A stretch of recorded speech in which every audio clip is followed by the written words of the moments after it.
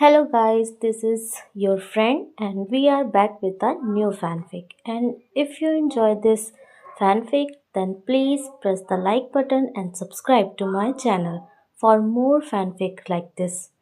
And now let's start the fanfic. There was a baby crying, loudly, but that wasn't the only thing that could be heard. There was also sighing, grumbling, coughing, complaining, and the explosions coming from the surface above. Five nin, Anbu, all stood in a perfect circle. In the middle was a baby, blonde-haired and beautiful. He wiggled his short limbs in tiny circles. Countless seals had been carved into the floor. They ran all around the room. Damn, this kid's crying is getting on my nerves. Calm down. Stick to the orders we were given. We're not supposed to be speaking. The conversation between the two Anbu drew the attention of the others. I know Sasaki, but still this kid's crying is working my last nerve. Even though the Anbu member claimed to be angry at the fourth child he didn't move an inch, he still knew what his orders were. He was not to speak, not to move, and for some strange reason he was told not to look at the infant, not even a glance. It was like the Hokage didn't want anyone to see his son's face. With silence in the room, another Anbu member decided to speak up and support his teammate's anger, breaking orders yet again. You know Sasaki, Rai might have a point, it is kind of hard to concentrate with this kid's wailing. Sasaki, their leader, let out a big grumble of annoyance at his teammates. He couldn't turn around to look at them, he didn't want to break orders by turning his head toward the kid. He just looked up at the ceiling. I don't know what you two are complaining about, you should be honored, we were specifically chosen to guard this child, he's our savior and is taking on a lot of responsibility. Sasaki could hear both of his teammates sigh in defeat and gave himself a smile of victory. You couldn't see it though. He thought that he had convinced his team to deal with it, but, with the defeat of two, another two came to help out. Sasaki, what are you talking about? Sure, he's our savior, but anyone could be our savior. That comment caused the other three to nod their heads in agreement. Yeah, our savior is a little wailing infant and we don't even know what the little brat looks like. Rai, don't speak badly about the Yondaime's son, he making huge sacrifice foe. Quote. To hell with this sacrifice, anyone could have the Kyuubi sealed inside it. Then how about you, Rai? This brat is about to go through that and he doesn't even know. And if you're so immature that you can't deal with his crying, then you don't have what it takes to be part of my team. Quote. Said Rai was instantly quiet at that last comment. He figured that what he captain said was true, so he just stood there in silence, the silence that just realized had come. The little kid had stopped crying, his nightmare was over. You see, Rai, he stopped crying and went to sleep, are you happy? Don't ever act that childish again. Quote. Yes, Sasaki. He was in fact very happy, he could do his job in peace. The child seemed to be at peace. The only thing that was weird was the huge gate that the infant lay in front of. Also, what was behind it didn't pull trigger on normal either. Behind the gates were a huge pair of eyes staring at the young infant boy. They stared with red, slitted eyes. Underneath the eyes was a widespread mouth, fangs were visible, overlapping clearly exposed teeth. It almost looked like the mouth was smiling. The huge mouth opened and let out a huge roar, causing the child to cry. This little thing, this is what he sealed me into. What a joke, Yondaime, you are a foolish man. Kyuubi no Kitsune, the terror of Konoha and an unstoppable force of nature. This beast was truly a terrible sight to behold. It couldn't be killed, for it was immortal. Yet it was killed, well, its physical body anyway. As for its spirit, that was a different story. Its spirit was in a body but not one of its own. The immortal Kyuubi no Kitsune was sealed away inside of a small infant, the fourth Hokage's legacy, and the fourth Hokage's son. Let me out. Damn him to hell. How dare he seal inside his son and then just die like that? Yondaime, I will get you back even if through this child. I'll kill it. A razor-sharp claw shot out of the gate heading for the still crying infant. It came at amazing speed. Surely this child was going to die and Kyuubi would be free. But Kyuubi's claw stopped just inches away from the child's face. There was something blocking him from killing the newborn babe. What? This must be another trick. This his father. I hope he's having a great time with the Shinigami. Well, that fool forgot one thing. I may not be able to kill this boy, but I can take something away from him. Quote, red chakra began to swirl around the uncrying form of the infant. It wrapped around the kid's fragile body and seemed to seep inside of his body. The infant's crying grew even louder. It was like the boy was in pain. A cruel thing to do to a newborn. Kyuubi was truly an evil being, perhaps its essence. The huge fox let out an evil laugh at the infant's cries in pain. He was enjoying an infant's cry. Cry all you want, child, for it shall make no difference. The demonic fox let out another one of his deeply baritone laughs at the child. Yondaime, I may not be able to kill your son, but I can take a part of him away. Quote, the crimson chakra surround the baby fully seeped into his skin, and something changed. Blonde baby boy seemed to shrink a bit, then his crying subsided. The child was then silent. Have a nice life, Naruto. The fox then started to laugh his demonic laugh again. Whatever he did to Naruto was sure to be something of the worst nature. It had to have been. 12 years later. Hard glares, evil intentions, all pointed at him. The many assassination attempts made by the villagers that he usually escaped, narrowly escaped. Memories of the first time he met that bastard fox inside him and how lonely he was when he got home. Times when he would cry himself to sleep because he didn't have parents to read him a bedtime story and help him sleep. Why was it all happening to him? Why? That was the thing, he didn't know why he had no parents, why people tried to kill him, why every time he walked down the streets the villagers would look at him with that intense hate that he was so used to. He guessed he was just born that way and destined to stay like that. A freak of the world. Although he wouldn't have been so angry if he just knew why it was happening to him, why any of it was. Naruto. Naruto Uzumaki, pay attention. Naruto's eyes popped open. He raised his head to figure where he was. He looked around sleepily and observed his surroundings. Chalkboard, kids his age, Iruka-sensei, the classroom. Naruto, if you don't pay attention you'll never become a ninja. The voice of his sensei and surrogate brother rang through his head, waking him up completely. Iruka had been one of the few people who actually cared for him, whose eyes didn't stare harshly. He was always kind to him, therefore Naruto considered him to be a sort of older brother of sorts. Naruto then heard another voice from across the room. Does it even matter, Iruka-sensei? We all know Naruto's not going to become a real ninja anyway. The whole class erupted into laughter at Naruto, pointing in mocking fashions. He looked down in shame. It really wasn't the fact that everyone was laughing at him, it was the person who said that really got to him. Haruno Sakura, top of the class when it came to kunoichi and the current subject of his affection, he knew he had no chance but he still tried. He was a fighter. Why, yeah, I will. Just you watch, I'm going to become the Hokage and I'll show you all.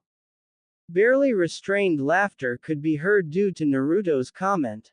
Some random kid decided to speak out and further embarrass Naruto. Yeah, right, Naruto. You can't even do a basic henge. let alone become Hokage. Once again the class erupted in laughter. Naruto gritted his teeth. Settle down, Iruka yelled, bringing all the laughter to a stop and all eyes were on him. It seemed like every time he yelled everyone stopped what they were doing. Geez, now class 1 have to cut class early, I have an urgent assignment, so class dismissed. Remember practice your techniques for the graduation final tomorrow. Quote. Naruto got up out of his seat and began to walk out the door with the rest of the class. Naruto, can I speak with you? Naruto paid him no mind and walked out. Naruto didn't need to talk with Iruka right now, he needed to be away from everyone. A place where he could think. That's one thing a lot of people didn't know about Naruto Uzumaki, he liked to think. On the outside he was a loud, rash, weak little failure, on the inside he was much different. The Hokage faces, his getaway from reality.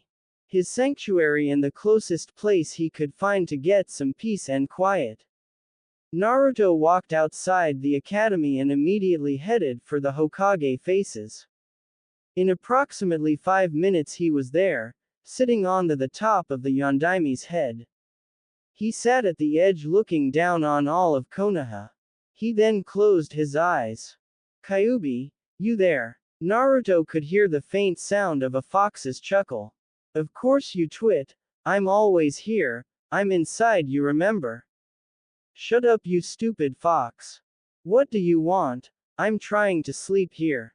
Naruto let out a sigh. I just wanted to talk, what that's not allowed in my own head. Talking to yourself is a bad habit Naruto, but that isn't the real reason why you're talking to me, is it? Quote. No, that is the reason why, I just wanted. Naruto could hear the loud chuckle of the Kyuubi inside his head, he let out another mental sigh. You want to know why you're so weak, don't you? Quote. Never mind, I don't want to talk. Then I will. An intense pain went through Naruto's body, red chakra surrounded him, the rock monument depicting the Yondaime's head began to crumble away beneath him. The chakra shot out of Naruto's stomach and began to float in the air in front of Naruto. What the hell is this? Ah! The pain grew even more as the huge mass of chakra began to take the form of a giant fox's head. The chakra distorted and first sprang out of it. In less than 10 seconds there was a huge fox's head in front of Naruto. More chakra pumped out of Naruto's body and collided with the furry fox's head, filling in the sockets and taking the form of eyeballs. The head of the Kyuubi was fully formed and it looked at Naruto with rage. What the hell? How did that damn fox get out of me? Naruto thought. Naruto, come here, I have something to give back to you. Stand up. On command Naruto stood up and looked the fox dead in the eye. If this was Naruto's first time meeting Kyuubi then he would have probably wet his pants by now. Come here. Just like before Naruto walked carefully to the Kyuubi, being careful not to make the fragile rock underneath him crumble away. In 5 steps he was right in front of the floating head of Kyuubi. Naruto, you are useful to my plans, and if you are to carry out what it is that I intend for you to do then you must become a true ninja, and in order to do that I must give it back. Quote. Give what back? What the hell are you talking about? What did you take away from me anyway? Kyuubi gave a low demonic chuckle. He looked at Naruto with those red-slitted pupils that struck immediate fear into the hearts of every person in Konoha who knew of them. Naruto, let me just tell you, I will get out and find my body, but for now I need you to grow so I will give back your true self. Red chakra enveloped Naruto's body, covering him completely and making the surface beneath him crumble away, but Naruto did not fall, he just floated. Kyuubi, what is this shit? You can't. Ah! A spike of pain rang through Naruto's body. It hurt badly, but to Naruto it seemed familiar. almost as if he had felt before. Naruto forced himself to speak between the unbearable pulses of pain going through his body. He pried his mouth open and spoke through the veil of nearly crimson chakra around him. Kyuubi. What do you mean by my true self? What is there about me that I don't know? Naruto's breathing suddenly returned to normal. For some reason, the intense pain he had felt moments ago suddenly turned into warmth. Naruto's eyes twitched at the feeling, it made his body shudder. That didn't go unnoticed by Kyuubi. You feel it, don't you, Naruto? The feeling of that empty space being filled in, this is the part of you that makes your true self. The invigorating feeling spread through Naruto's body, all traces of pain were gone. Naruto raised his head and looked Kyuubi in the eye, something he was never fond of doing, but now he didn't care, he wasn't afraid, not anymore. It felt as if something had changed within his mind, this overwhelming confidence that invaded his head and usurped all traces of fear from their position as the dominant emotion in his conscience. Was this his true self, his immaturity replaced by this sense of confidence and arrogance? It might have been, but whatever it was, it felt good. Kyuubi chuckled again at Naruto's confidence. He sensed that Naruto was becoming what he was supposed to be. This is what I took from you, Naruto, your potential, your original mindset, and all of your original traits. Now that you are to become a ninja, I am giving it back. Don't ask why I did it or why I am doing this, just accept it or I'll take it back. Quote, okay, so what do I do then? What now? Kyuubi let out a big sigh. I have given back all there is to give, you have changed back, so all there is for you to do now is wake up. Quote, what, but I'm already. His eyes then opened again, staring at his apartment's ceiling. Awake. Naruto rubbed his head, not even bothering to get out of his bed. It was a dream. But it felt so real. Naruto sat up and placed his feet on the floor. His eyes went wide in shock. His room was a mess. He seriously needed to do some redecorating, but that would have to wait for later. If his memory served, today was the day he was supposed to become a ninja. He stood up and rubbed the sleepiness out of his eyes. Damn that Kyuubi invading my dreams. Why couldn't he have revealed himself to me 20 years from now or something, stupid fox? Quote, he walked to his bathroom and closed the door, turned on the faucet and washed his face. When he brought his face back up to the mirror, he jumped back in shock and let out a large yell. It was probably a yell so loud that it could be heard throughout the entire village. My eyes, what the hell happened to my eyes?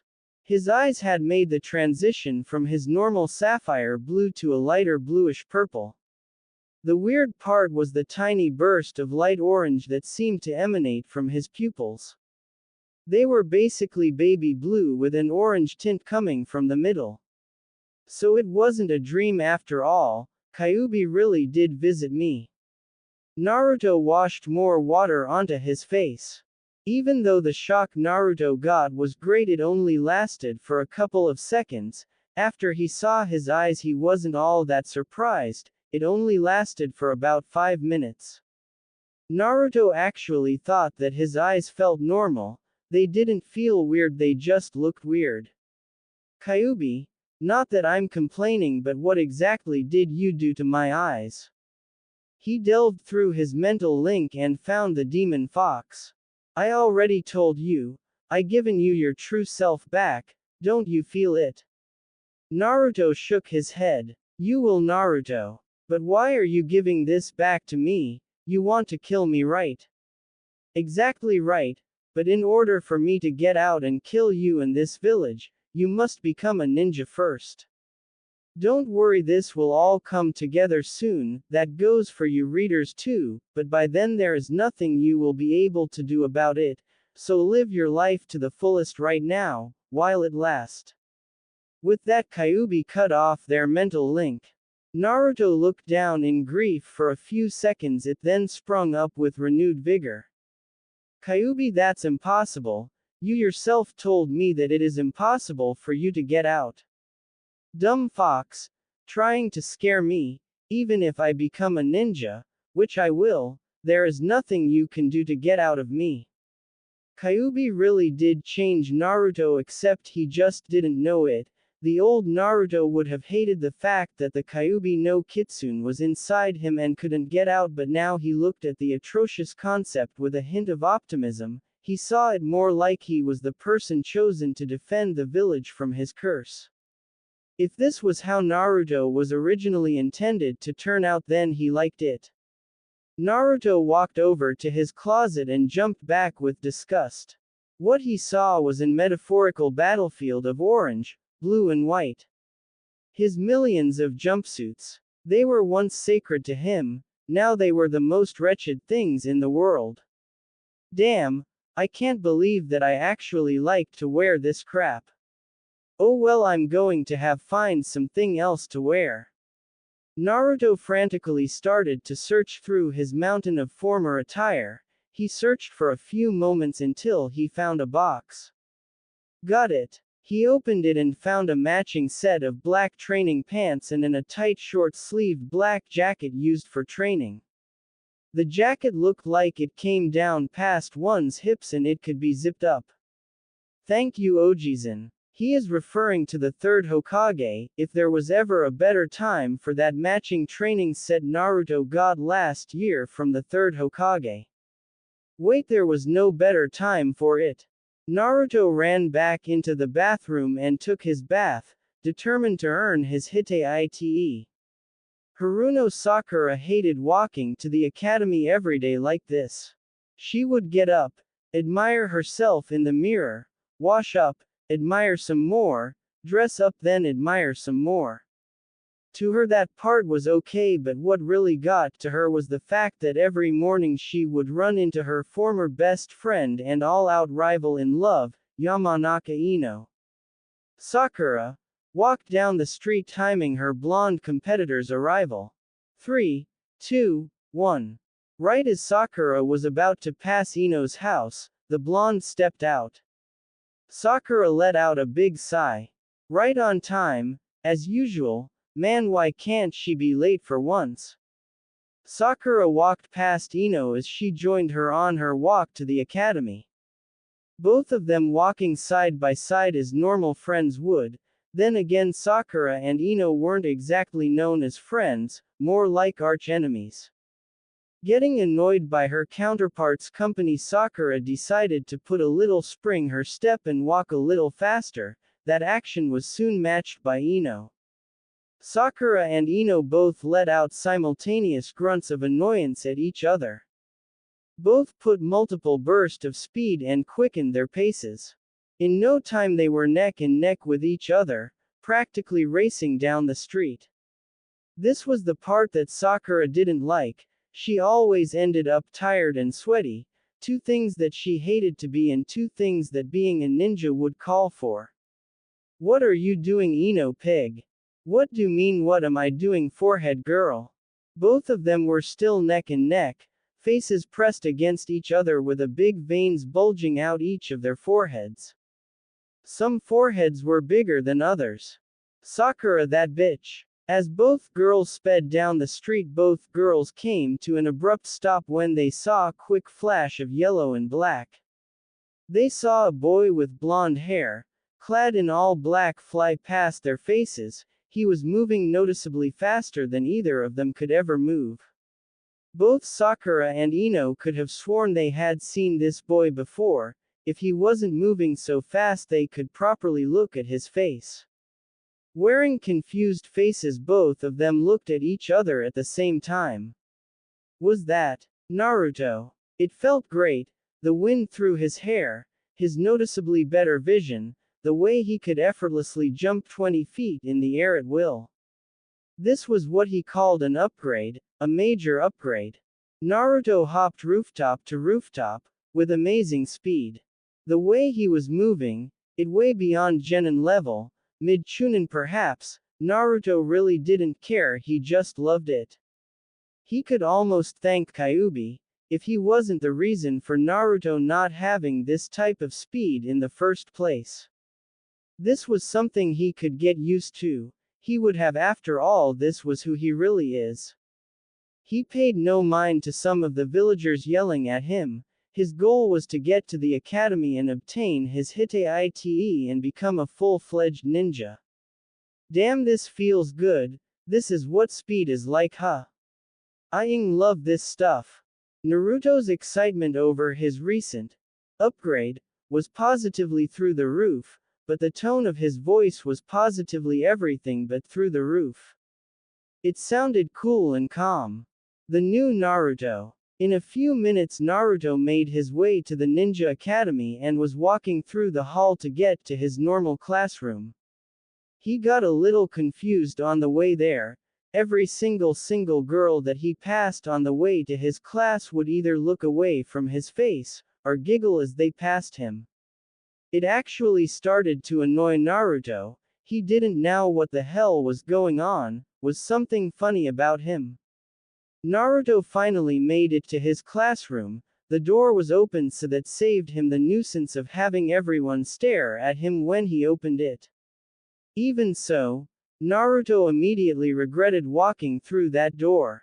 He had completely forgotten about his recent change in facial features. As soon as Naruto walked through the door, all eyes were on him. Most of them were of the females in the room, and most of the females had blushes on their faces. Naruto slowly walked into the classroom and looked around.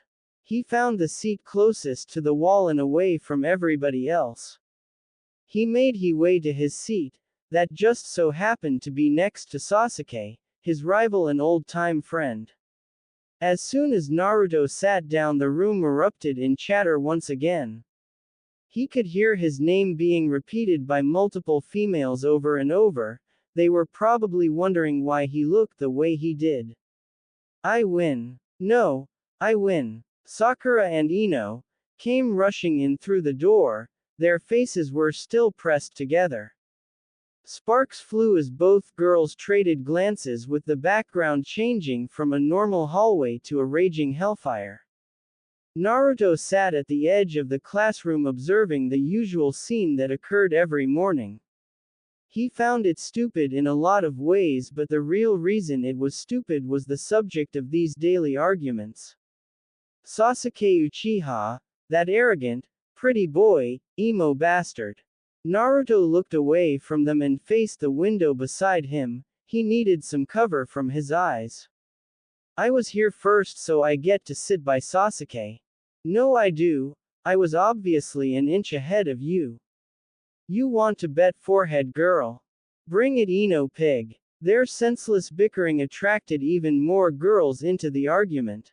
Hold on, I was here before both of you, so I get to sit by Sasuke. Soon almost every female in the room was arguing about who got to sit next to over there. Naruto continued to look out his window. TCH, fangirls, they're all the same. The room got suddenly quiet. Everybody looked at the one brave soul that dared to insult Sasuke's fangirls. What was that just now? Sakura said with an evil tone. The gang of fangirls looked in Naruto's direction. Who is that over there? You seem familiar. Quote, what's wrong, Sakura-chan? You don't recognize me? You should. I'm made fun of on a regular basis. What? Sakura looked at rest of the fangirls, hoping for an answer. They all shook their heads when she asked them if they knew who Naruto was.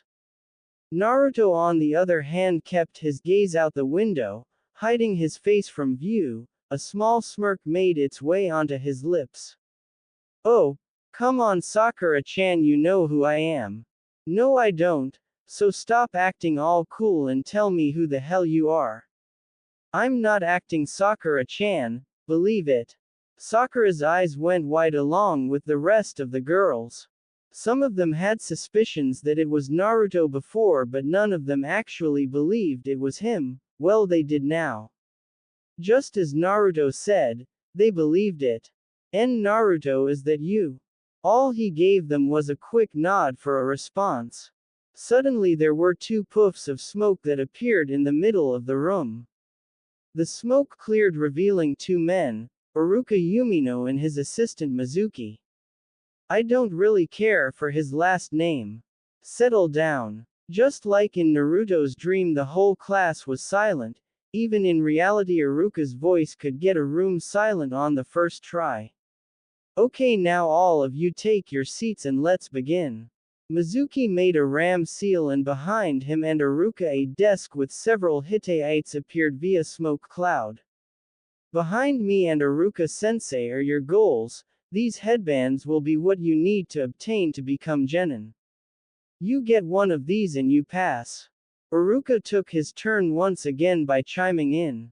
You will all be asked to do three things. You'll have to show us your marksmanship with kunai, do a basic henge of my choice, and finally we will ask you to use the Bunshin no Jutsu successfully.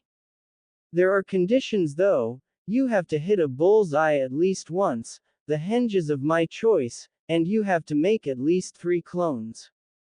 We going to start in alphabetical order, good luck. Quote. Then it began, students were called one by one to show their skill. Some were better than others by Naruto's point of view. Naruto continued to stare out the window while waiting for his name to be called. He wondered how he would do. Even though Kyuubi gave him his true self, he was never any good at this sort of thing. Hell, the only jutsu he could do so far was the sexy jutsu, and he knew that Iruka wouldn't let him use that. 5 minutes had passed and Naruto started to get a little nervous, one because he had to go up in front of everybody and show his recent changes, and two because he never knew how to do it in the first place.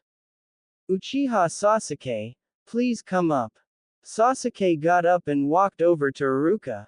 Okay, you already know the first part of this exam, hit the training dummy over there at least once in the bull's eye. Sasuke sighed and looked over to the corner of the room where the dummy was. He sighed and with one quick motion took a kunai out of his holster and flicked it toward the dummy, hitting it dead center on the bull's eye. Good. Very good, and on the first try too.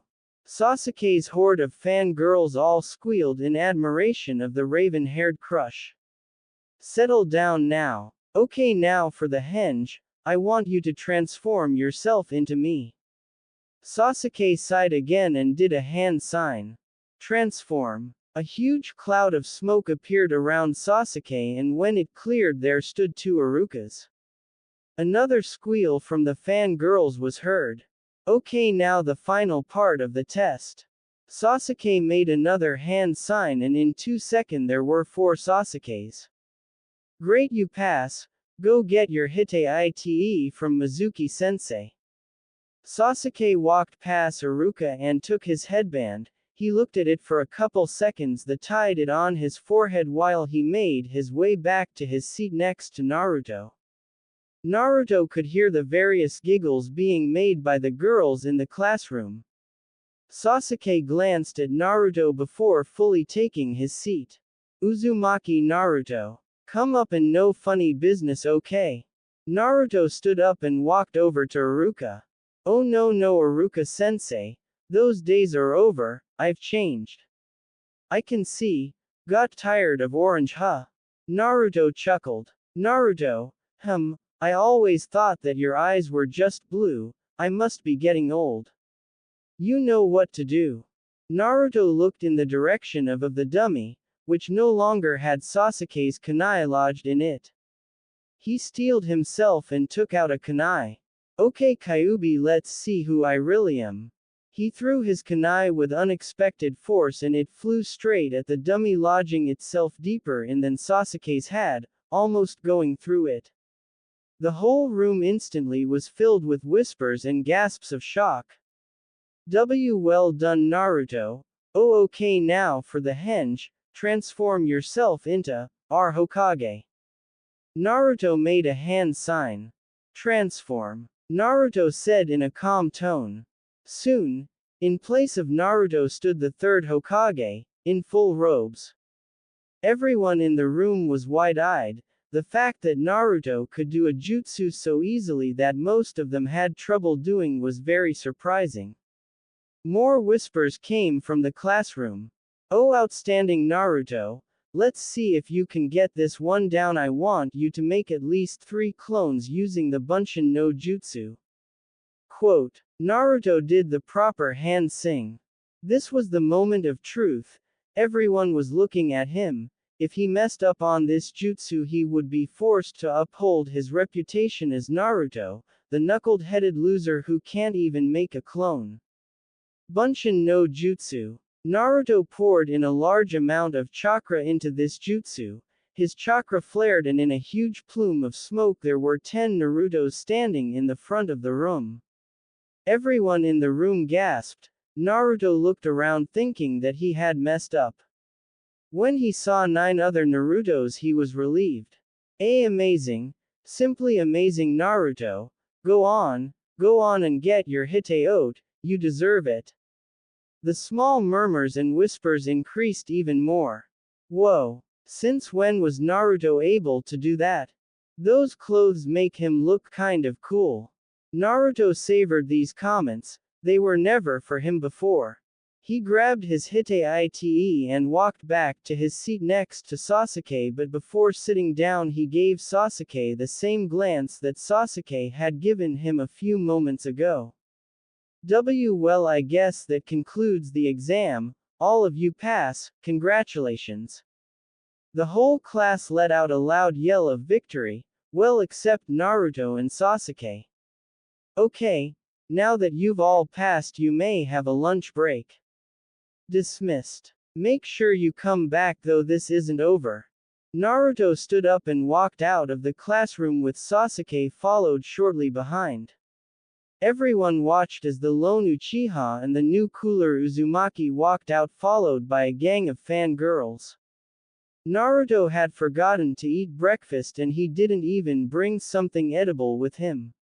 He was so pumped up at the thought of getting his headband, which was now currently tied loosely around his neck, that he had forgotten to eat.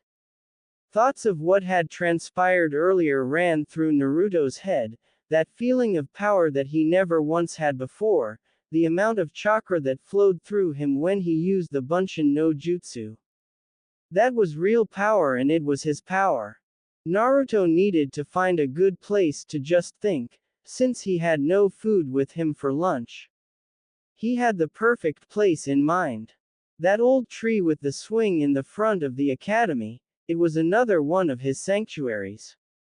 In less than 5 minutes Naruto was at his own little abode of solitude. He jumped onto a branch, sprawling out on it. Man, that was the best. I didn't even know I had that much power. Naruto brought his hand in front of his face and stared at it. I looked so cool back there. Right, Naruto, you looked cool.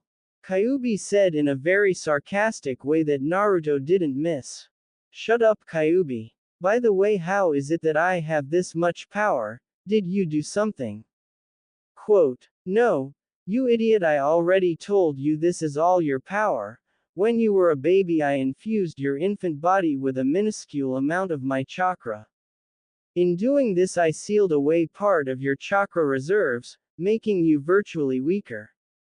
I thought that if you were so weak you would die easier and I could get out. Unfortunately for me, if you die I die. I needed to come up with another way, and if you die too early I might not have enough time to figure out a way out, so I unsealed that part of you. Quote, okay, I get that, but why is it that I have this much chakra? Naruto, do you remember that feeling you got every time you trained, the feeling that you weren't getting any stronger? Naruto gave Kyuubi a mental nod. Well, you were. It's just that every time you got stronger your new chakra would form in the part of you that was sealed away and kept growing with the rest of your body. And on top of that you were, excluding my chakra, you were born with extremely large chakra reserves, so all of that chakra came together. Naruto stayed silent for a few seconds, he then responded. So the reason I never got any stronger was because of you. Kyuubi you. Naruto heard the faint sound of Kyuubi's chuckle as it faded away and resided back into the depths on his conscience. The next sound Naruto heard was a voice from below, not Kyuubi's though, this voice was human. Hey Dobi, stop talking to yourself in that tree and get down here. Naruto glanced, recognized the voice, and he didn't really feel like hearing it right now. Naruto stayed in his slouched position on the branch and answered the voice back with a loud sigh. What Tem? What do you want? I want to ask you something, so get down here. Why don't you come up here and ask me? Naruto then heard the voices of females, those voices didn't sound too happy either. Naruto. Sasuke-kun wants to ask you something, you should be glad that he's even talking to you, so get down here now. This female voice was accompanied by others all wanting to get Naruto from the tree. Not wanting to cause a further ruckus, Naruto slid off the branch and landed right in front of Sasuke. He looked him straight in the eye. Sasuke's eyes widened when he caught a glimpse of Naruto's new upgrade. What the hell is wrong with your eyes, weren't they always just blue?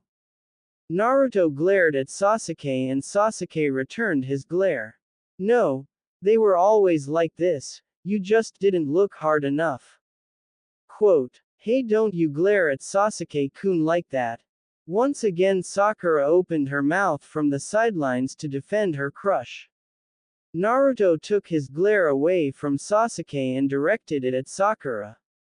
He was pleased when he saw her gasp and back away from him, only to shrink into the back of the mob of fangirls. Her gasp wasn't the only one to be heard. It seemed like as soon as Naruto glanced toward their direction, Sasuke's faithful fangirls suddenly got quiet. With a smile, Naruto brought his glare back to Sasuke, making him flinch a little as well. So, what do you care about eyes for anyway? What are you, gay? Sasuke's expression got really tense at Naruto's rude comment, not to mention the fact that his cheerleaders were basically set on fire when they heard it. With the blushes and the yelling, and the, oh ya know what I mean. No Bill Cosby reenactment intended there. Hey, you want to fight Naruto? Just because you passed the test doesn't mean that you're better than me. I can still kick your loser. Alright, let's go then. I show you who's the real loser, you and your pathetic cheerleading squad over there. Naruto said while pointing to Sasuke's fangirls. He gave them one last glare just to spook them all. Naruto. Sasuke threw a wild right hook. Naruto dodged quite easily. It was almost like his fist was moving in slow motion. He shrunk back and delivered a strong punch to Sasuke's gut, sending him stumbling backwards. Sasuke charged once again, throwing out a flurry of precise punches. Naruto did no better but to dodge them, all except the last one, which caught Naruto in the face, sending him flying into the tree he had once rested on. Tem, is that all you got? Sasuke got angry again and charged Naruto again. He jumped up and came down with a hard vertical kick. I can see it, Naruto thought to himself. In a second Sasuke was right above him. Naruto saw everything clearly. You're so slow, Tem. Naruto caught Sasuke's leg with one hand, he then slammed him into the tree behind him with all his might. He then flung Sasuke 10 feet away from him, putting him in a temporary daze. Sasuke tried to get up but was pushed back down by Naruto's foot on his back. Hey Tem, just because I seemed weak before doesn't mean that I am. Sasuke turned just far enough to look at Naruto, who had already began to walk away. Oh yeah, I looked so cool, that should teach that bastard a lesson. Naruto thought to himself as he began to walk back into the academy. Naruto, don't you dare underestimate me. Sasuke charged at Naruto for the final time, hoping to catch him off guard, a very desperate move indeed. I didn't, I just overestimated you. Naruto spun around and plowed his fist directly into Sasuke's face, making him thrust backwards into that same tree. Naruto gave one final huff before walking back inside the academy. He could hear the screams of worry and fear coming from the girls as they all rushed the wounds of their raven-haired lover boy. Let's see. Who's missing? Ah, Uchiha Sasuke. Does anyone know where Sasuke is? Right here. Sasuke walked through the doors of the classroom, limping and bruised. He was followed in by his loyal fan girls who all had empathetic looks on their faces. Right on time, Hey, what happened to your face? Sasuke glanced toward the direction of a certain blonde for a second and turned his gaze back on Iruka. Nothing, Iruka-sensei. I fell. Almost everyone in the class face faulted at this, well, except for Naruto. Okay, I know that's not what happened, but still, take your seat, I want to finish this. Sasuke took a seat at the far corner of the room, the complete opposite of Naruto's seat. His followers also took their original seats, but not before giving Naruto their own glares.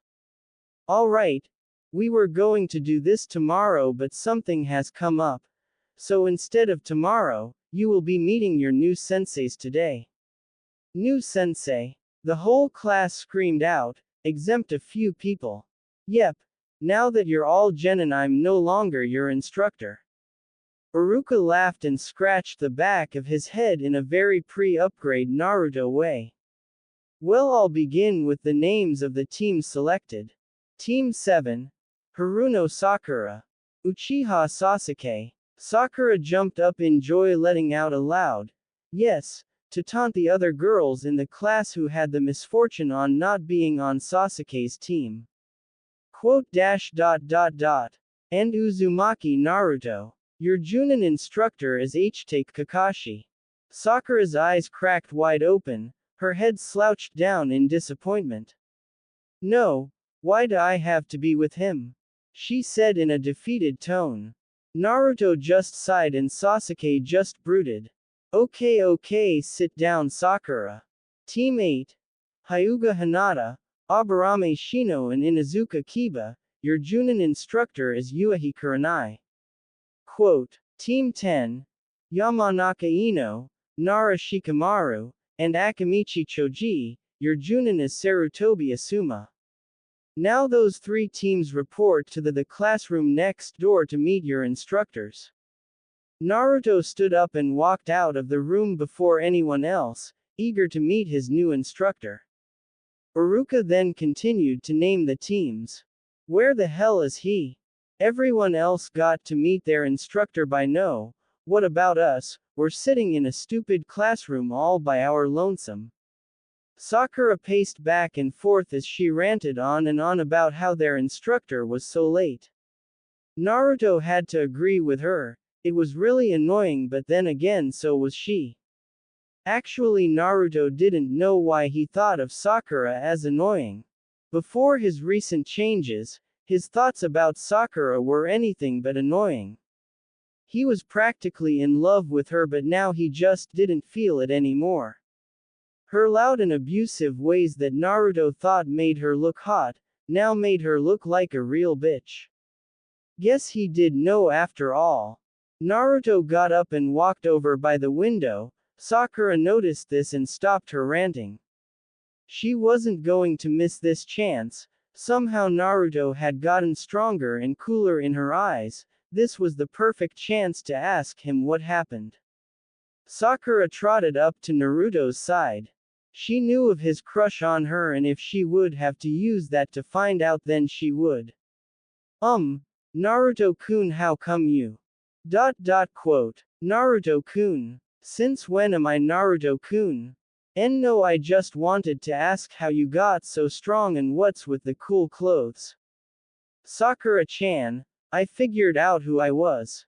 Naruto said monotonously. Wah. What does that mean? Probably nothing. Naruto turned around and gave her a glare, making her jump back again. He, HMPHED, and turned around. Well, since you guys are the only one here, I guess you're mine. All three genin turned to face the adult voice. They saw a silver-haired, one-eyed man standing at the door. He wore a mask that only covered his mouth and nose, and his hite was slung over his left eye, covering it completely. He wore a standard Junin vest, signifying his rank. Meet me on the roof in 5 minutes. With that, the Cyclopean Junin poofed out of the room. Who was that guy? Sakura said. Isn't it obvious? He's our new sensei. Naruto said as he walked past her. He was soon followed by Sasuke, and wherever Sasuke went, Sakura was sure to follow. 5 minutes later, Naruto, Sakura, and Sasuke all sat in front of their new sensei. They looked at him, perplexed by his weird appearance. Alright, first introductions. Tell me some things about you. You know what you like, what you hate, and you goals for the future, things like that.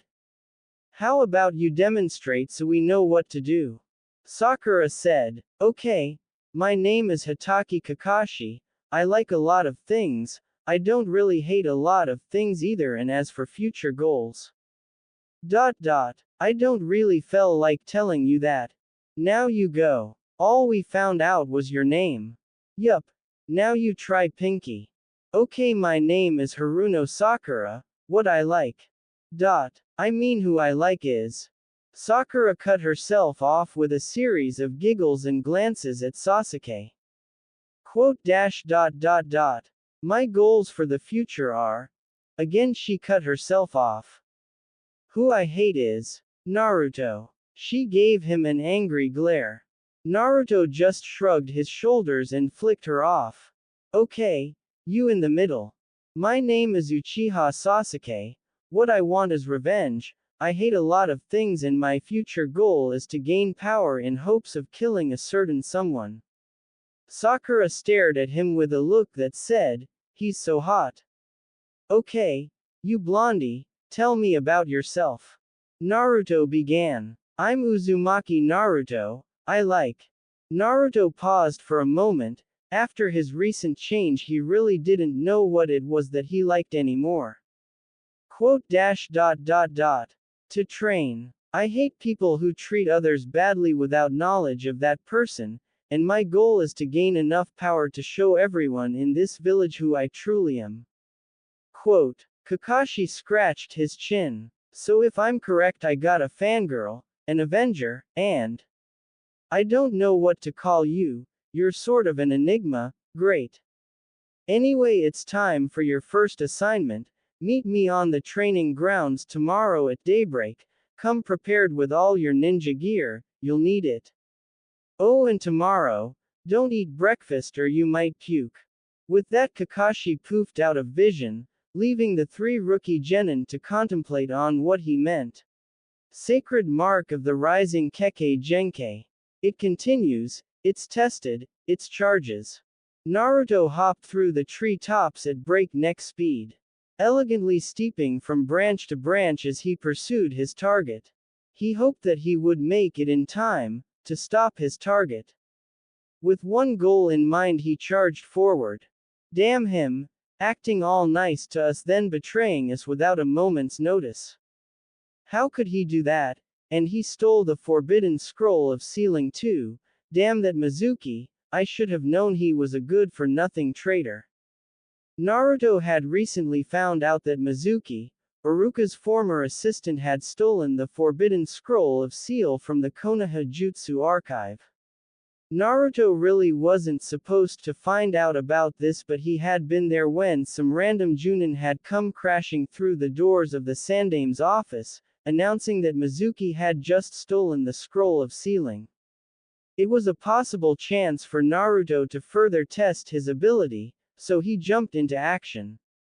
That's how he ended up where he is now, hopping the trees at approximately 11 o'clock at night while searching for that son of a bitch named Mizuki. Mizuki. Come to think of it, Naruto never really knew Mizuki's last name and now he didn't care. As Naruto searched through the forest with enraged speed, he could hear something, but it wasn't outside, it was inside. He knew who it was.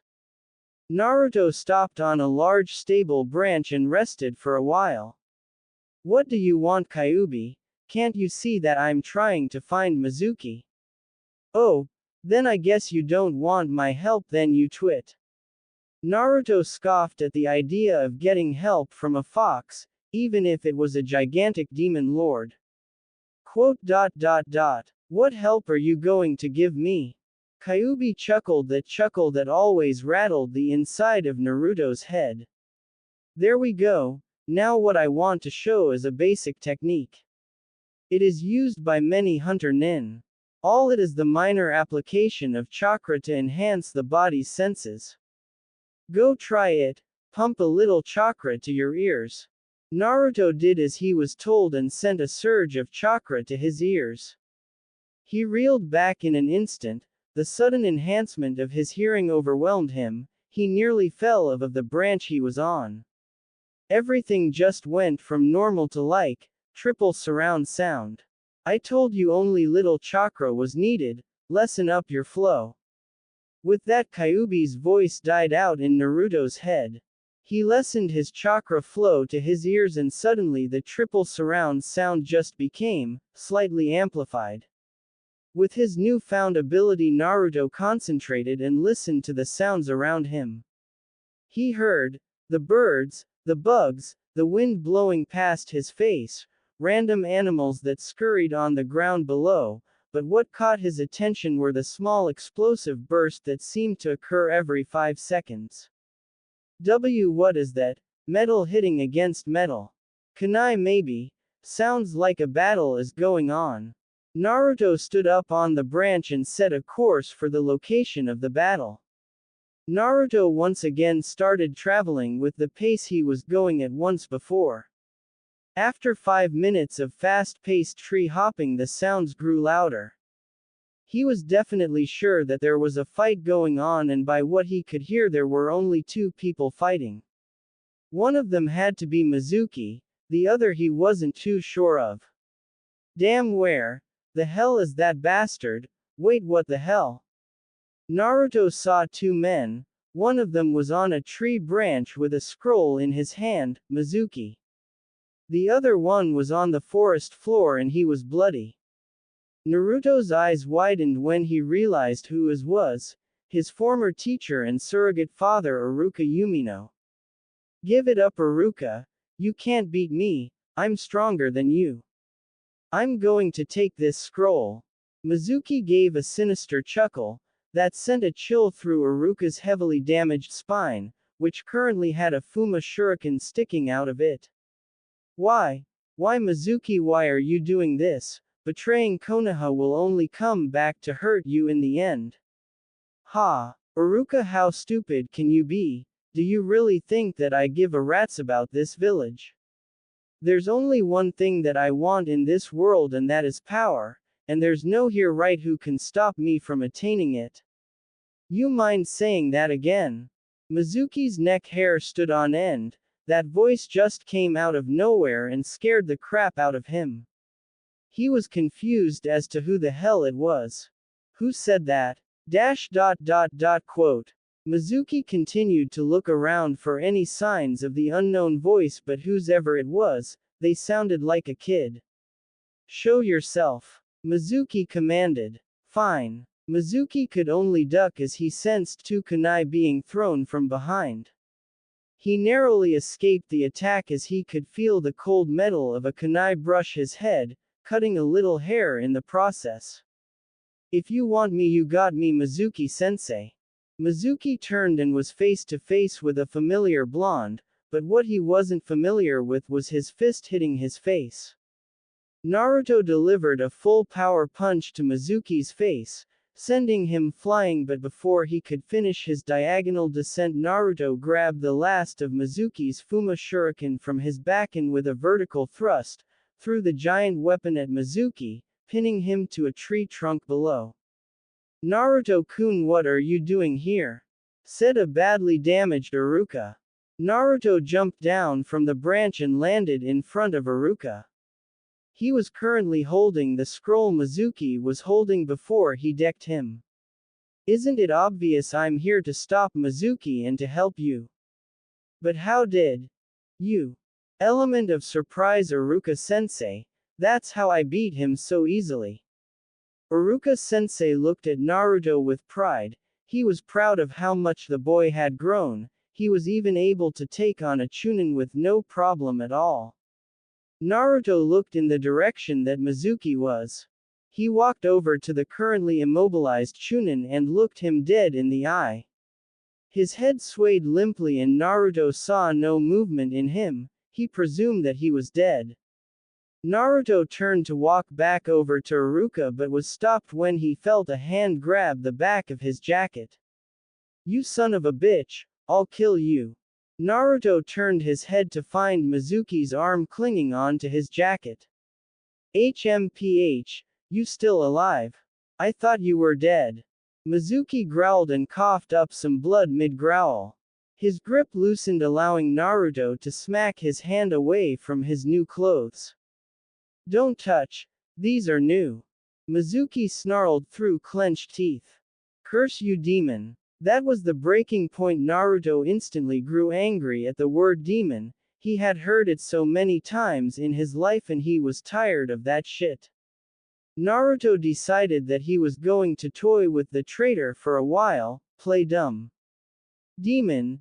Did you just call me a demon? Mizuki spit up another round of blood. That's right, you little brat, you're a demon.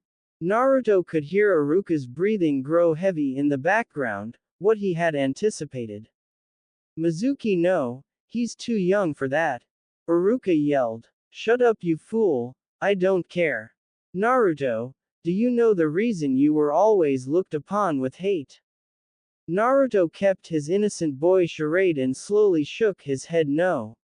Do you remember the nine-tailed fox that attacked Konoha 12 years ago? Naruto shook his head yes. Well, Naruto, the reason everybody hates you is because. No, Mizuki, don't do it. The Kyuubi no Kitsune was sealed inside of you. Naruto faked a shocked expression and began to shrink back. How's it feel, Naruto, to know that the most hated natural being is inside of you? Mizuki wore a psychotic smile of satisfaction, but it soon faded away when he saw Naruto smile. He heard the young genin start to snicker.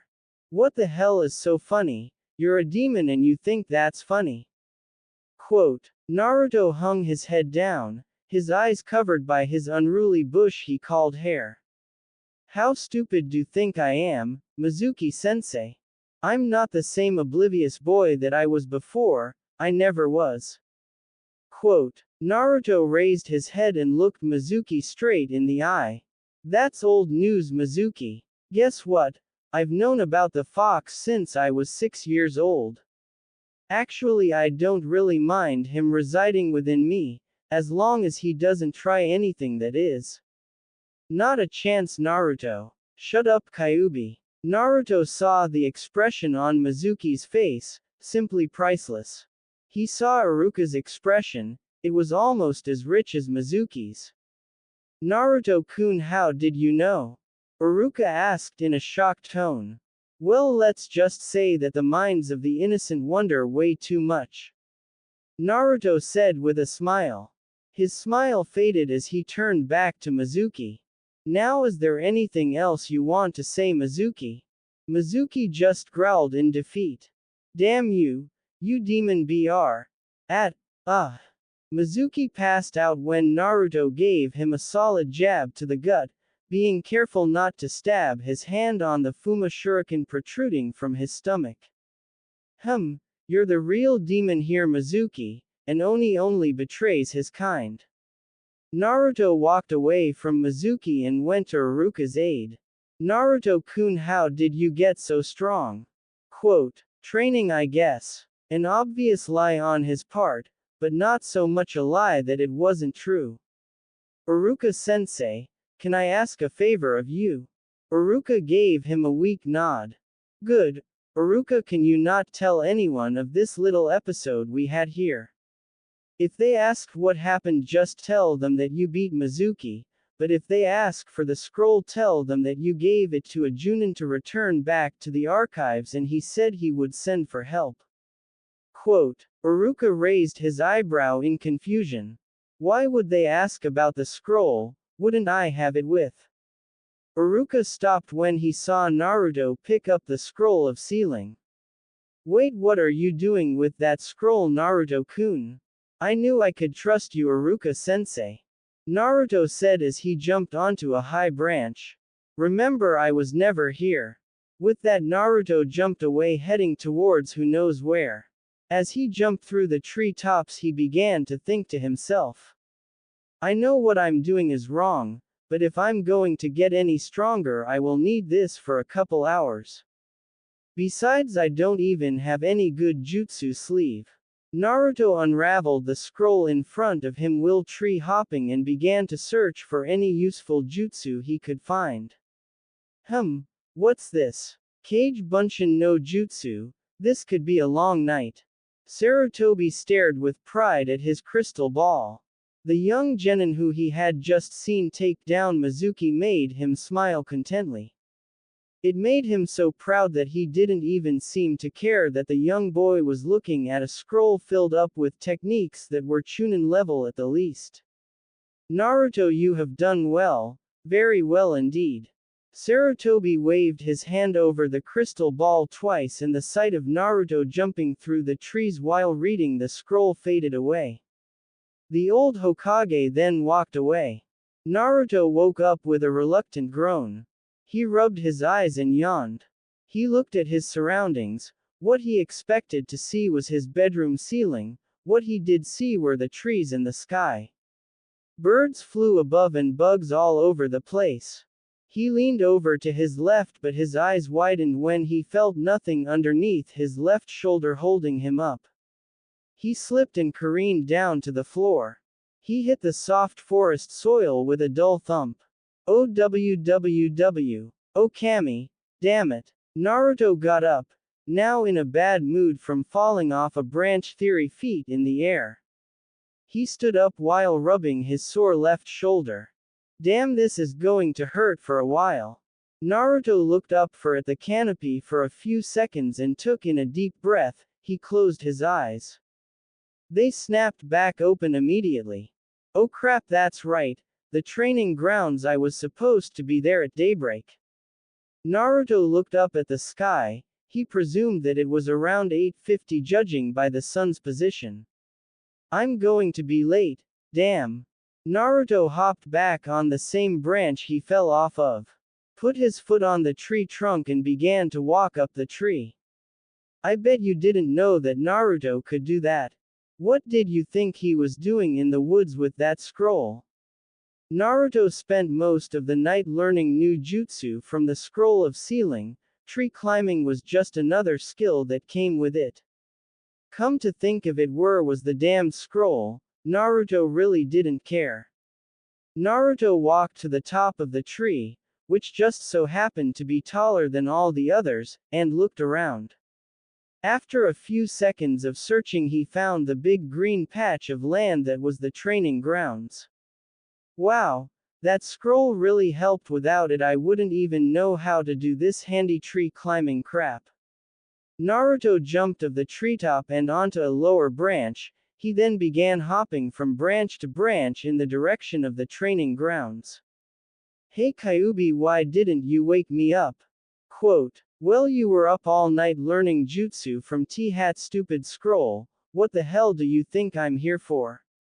An alarm clock, which you obviously can't be. Single quote. Shut up. You're lucky I can't come out there and kill you. Naruto's body seemed to go on autopilot. He was still tree hopping, but his attention was brought fully on Kyuubi. Kyuubi, I have question to ask. How is it that I'm able to learn all this stuff so easily? I mean, I learned those techniques in the scroll overnight like it was nothing. Single quote. Naruto paused and waited for Kyuubi to respond. Naruto, I told you that when you were an infant I sealed away your part of your chakra, the unnaturally large amount of chakra you were born with. As you put your body through extreme training to increase your strength, the seal I gave you took some of that power away. That's why you didn't see any results, while you grew the restrictions of your seal grew as well. Plus, the fact of the seal putting so many restrictions on your body was so great that your body naturally adjusted to the hindrances of the seal.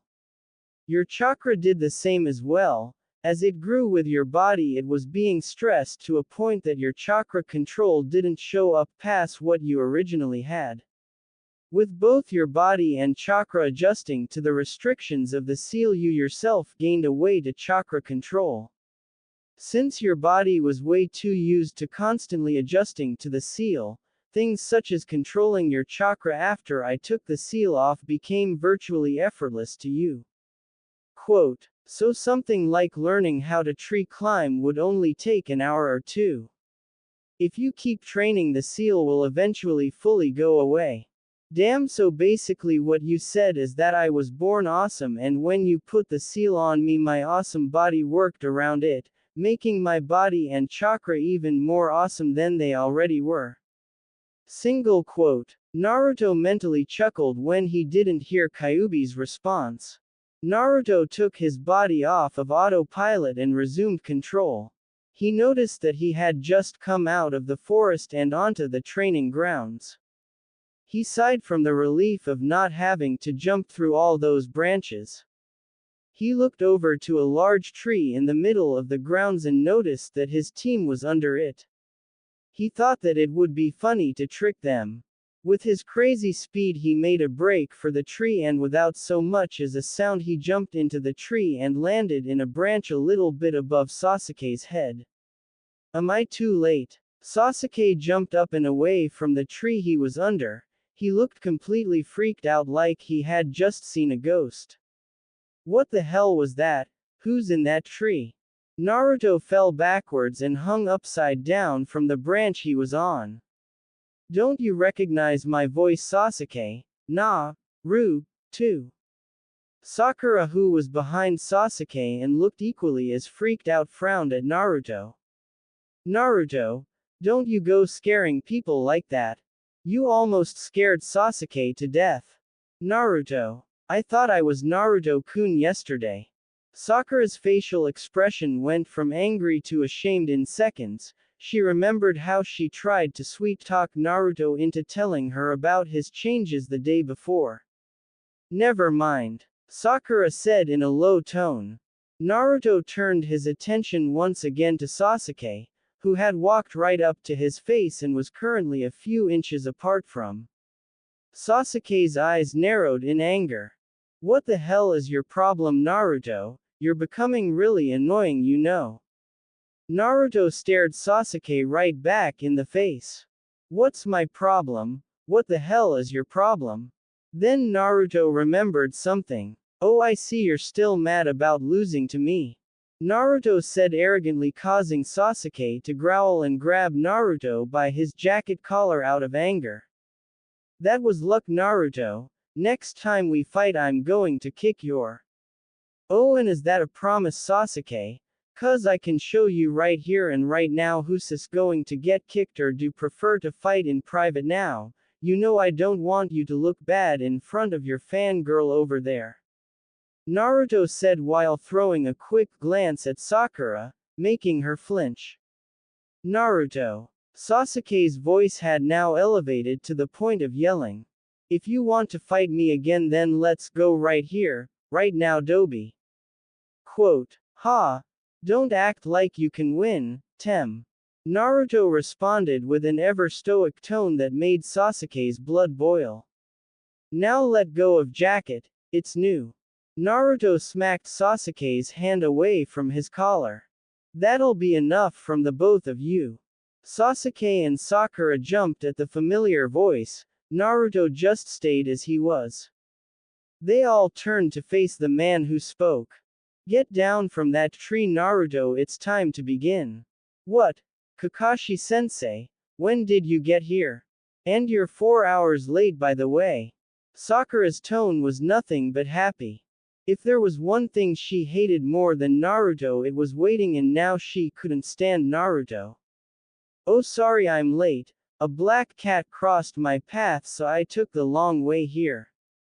Quote, that's a terrible excuse, Kakashi. Anyway, today I told you to meet me here and be fully prepared for a battle. The reason I told you this is because I want to test you all. Quote, Kakashi-sensei, we already took the test to become genin, so what else is there to take? Sakura asked. Right, you are Sakura, but this is the real test on whether or not you guys become actual genin. If you fail this, you will be sent back to the academy. We'll have to do a whole year of the same thing just to get back to where you are now. Sakura's mouth gaped and Sasuke's eye twitched. Naruto dropped down from his tree and landed on his feet. So you're saying this test is a pass or fail? Quote, exactly, Naruto. You get it. Now let me explain the gist of this test. Kakashi pulled out 2 bells. These bells are your goals. You are to get these bells away from me in the time allotted. You have until noon to get them. He then took out a book and, that seemed a little mature for someone of Naruto's age, and began to read. He reached into his pocket once more and pulled out a buzz timer, winded it and set it to ring at noon, then brought his attention back to his porn. He looked up from his trusty porn and said, oh, and one more thing. After I say begin, you better come at me with the intent to kill, or you'll never pass this test, which only has a 30% chance of success. Kakashi then placed the timer in the ground. Begin. With that, Sasuke and Sakura jumped into the tree for cover. Naruto, on the other hand, stayed in his original position. Taking a Junin on alone, do you really think that you can get these bells from me? No. Naruto stood for a second, and a second later Naruto took out a kunai and flung it at Kakashi, which he caught with ease. But it doesn't hurt to try. Naruto sped off to the left and came in at Kakashi. He fast. Even though Kakashi didn't have any trouble keeping up with Naruto's sudden movement, he had to admit the kid did catch him off guard. Naruto ran in and threw a punch Kakashi's way. He blocked it with one hand and used his other to defend his Icha Icha Paradise novel. Kakashi grabbed onto the blonde genin's fist and flung him up in the air. Naruto retorted with several spins into an axe kick from the sky. Kakashi grabbed his foot and flung him several feet away from him. Naruto, is that the best you can do? Kakashi teased. Naruto flipped and landed on his feet. I guess it's time to pull this one out. Naruto took out another kunai and tossed it at Kakashi, who caught it once again. This time Kakashi's eyes widened when he realized that the kunai had an explosive note on it. Damn, I let my guard down. The kunai exploded, taking Kakashi in as well. Got him, he's not so. Naruto froze when he felt a presence behind him. He turned his head slightly and saw Kakashi's crouched figure going through a series of hand signs. What the hell? Sasuke was pissed off now. He couldn't take much more of Naruto's crap. If he let that little punk show him up anymore, people might actually start to think Naruto was stronger than him. Damn that Naruto, what the hell is thinking, going one-on-one with a Junin? Sasuke-kun, are you okay? You seemed worried about Naruto. Sakura, who had followed him from the beginning of the bell test, was right next to him. They were both in a prone position watching Naruto's fight with Kakashi. TCH, I'm not worried about him one bit, that fool. Sakura thought it was a good time to woo Sasuke by agreeing with him. She wanted to get on his good side, no matter what it took. Yeah, you're right, Sasuke-kun. Naruto's such an idiot. Who does he think his is going up against, Kakashi-sensei? Sasuke took his attention from the fight and brought it toward Sakura. He gave her a death glare, making her stare into his eyes. That would have been good for Sakura if Sasuke's eyes hadn't been so cold. You don't know anything, do you, Sakura? Sakura let out the gasp that one might compare to that of a scared puppy. But, you just said that he was a fool, right, Sasuke-kun? Sasuke took his glare back to the fight, relieving her heart a bit, but she could still feel Sasuke's eyes on her. Of course I said he was a fool, but you're even more of a fool. Let me ask you, what do you think this whole test is really about? Kakashi said that it was. Quote. Sakura was cut off by Sasuke putting his hand over her mouth. She was at least decent enough to blush at that. Her words died out as muffles under Sasuke's hand. Stop talking. Sure, that's what Kakashi said, but don't you know what he meant? Sakura shook her head and forced out a muffled, no. It's obvious that this stupid test is to utilize our teamwork. We're put in groups of 3 as genin, not 1, we are to work as a team. That's what Kakashi wanted to test us on. Sakura shook her head up and down this time, indicating that she understood. I think Naruto already knows this though.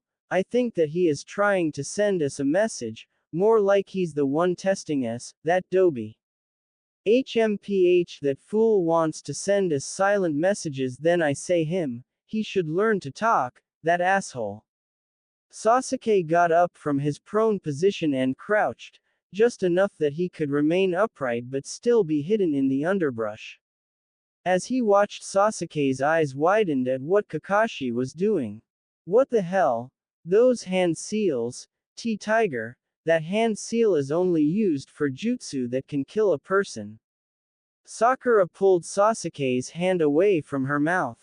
Wait, Kakashi's going to kill Naruto. I don't like him either, but killing him's taking it too far. Sakura looked in Sasuke's direction.